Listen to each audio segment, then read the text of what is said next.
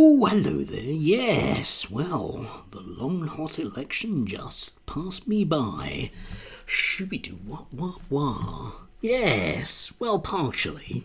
Because it actually got interesting yesterday with a bit of one of them old-fashioned Twitter spats, which was, I don't know, it was just really nice to see as it unfolded throughout the day.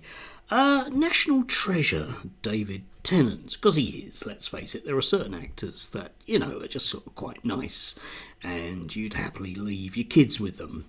Come back to that notion in a short while. David Tennant was at the LGBTQ plus awards organised by Stonewall, and he happened to say some words about the outgoing Equalities Minister, Kemi Badenoch. I will quote what he said. However, until we wake up and Kemi Badenoch doesn't exist anymore, I don't wish ill of her. I just wish her to shut up. Whilst we do live in this world, I am honoured to receive this. Yes, which managed to upset quite a lot of people because obviously the non-national treasure that is Kemi Badenoch cannot be spoken to in such a way because she's not a national treasure, but. Leaving that aside, she said, I will not shut up. I will not be silenced by men who prioritise applause from Stonewall over the safety of women and girls.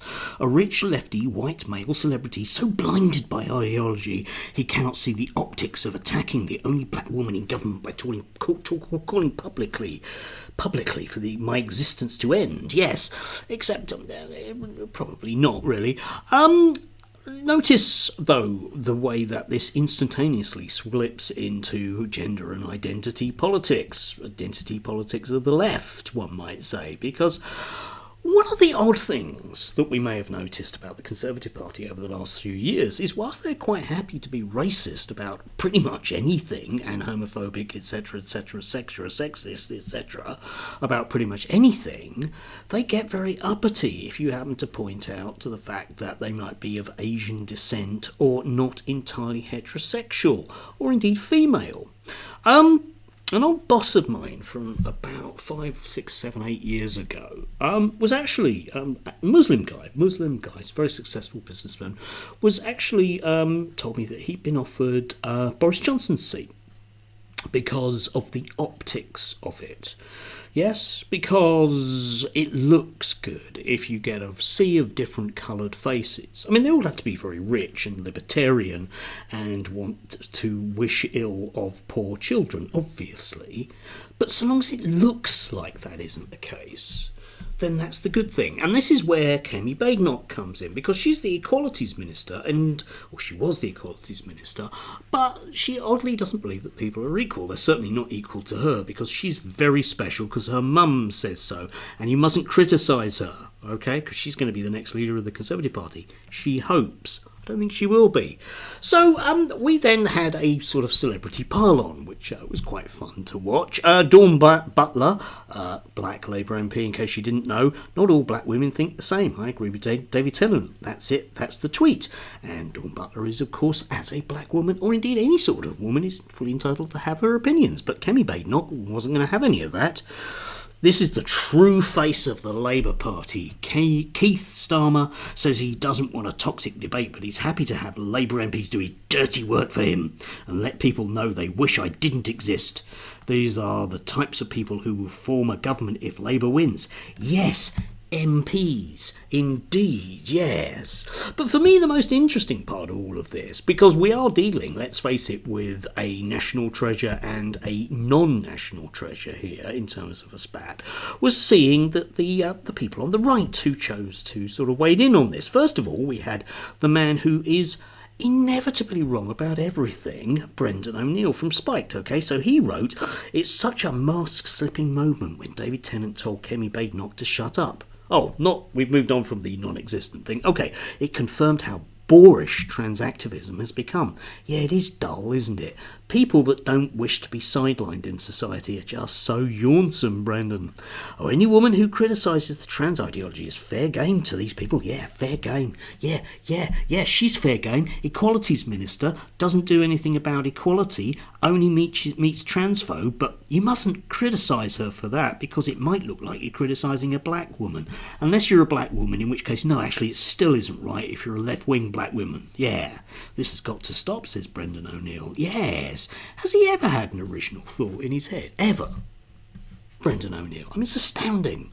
Yeah, I mean, I always say it about him, but anything you ever read by Brendan O'Neill, you know exactly what he's going to say before you've seen a single word of it, yeah? Is it guaranteed? So we had James Cleverly, who's another token black person. If you like, in real terms, I know I shouldn't really say that, and I'm sure he's very, very special and hardworking and caring and loving and everything else. However, you have to say, would some of these people ever have got into the positions that they're in if they hadn't been of a certain hue? I'm thinking of particularly of Suella Braverman. It might seem cruel if you're a fan of Suella Braverman. There must be one or two somewhere out there after all. But realistically, would she have ever become Home Secretary, or indeed Priti Patel the same, if they had been, well, Theresa Kofi? I know it's not a perfect example because the actual genetic ability of these people is at a very low level anyway. But you get my point. So James Cleverly, I'm not sure David understands the irony of trying to silence the voice of the most senior black female politician in UK's history. Well, okay, just about, in the name of defending a minority community. Yes. But I hope he sees why this action is wrong and apologises. Yes, indeed. But surely he is defending a minority community for exactly that reason. Not simply, he's not defending it against black women. He's defending it against Kemi Badenoch and the rather nasty non-equalities ideology in the Conservative Party. Yeah, I'm going to use the word ideology because it actually is, isn't it? Yeah? The moment you start with the premise that certain people have more intrinsic value than others, you do end up inevitably with Kemi Badenoch. So, of course, we had Rishi Sunak, who, presumably, whoever manages his Twitter account when he's, not having a swim or maybe fixing up what to do after he loses the election, wrote this: "Freedom of speech is the most powerful feature of our democracy." Yes, indeed. If you're calling for women to shut up and wish they didn't exist, you are the problem. Which is about as hard-hitting as nothing, isn't it, really? Yeah? I mean, what we end up, with these people is types who definitely do want to take rights away from minorities across the board. Miriam Gates did this just here, not specifically about trans, but nevertheless, okay, the left are tied in knots on gender because they see it through the lens of rights and equality, constructs that can't tell us what a woman is. Well, Miriam, you can't tell us what a woman is either. Okay, what I really like, okay, as a think about this as a thought exercise, okay, that after the election, when all of these people, maybe Miriam, I don't know, but let's assume they've all got a spare weekend, and we put them in a room and we say, right, okay, the archetypal, sheets of A3 paper and marker pens, and they have to come up with what a woman is, okay? Now, we know that they'll all go, it's an adult human female, snigger, because then that means that no one else asks you any awkward questions. So you say to them, well, no, define what a woman is. And you're not going to let them out for a toilet break until they come out with an actual comprehensive answer. And of course, they wouldn't be able to, would they? That isn't a thing. Sometimes when I'm having to do bits of GCSE, I might do stuff about genetics, and that tells people there are definitely 46 chromosomes. Yeah, 20 pairs, 23 pairs, and women are XX and men are XY, and that's it. And that's GCSE, and everybody knows that, and that's exactly 100% true. Except, of course, it isn't, right? Okay, and I do take great delight in saying that to my students because that's reality. However, it's not a reality in any way, shape, or form that the Christian Science teacher Miriam wants. So she says conservatives see it through the lens of truth, history, and observable reality. Yeah, you see, observable reality is a bit of an iffy one, isn't it? Because we can all see that the world is flat. Miriam, which tell us men and women are different and children shouldn't be lied to. I agree with you. I don't lie to children. I do tell them the truth. Yes.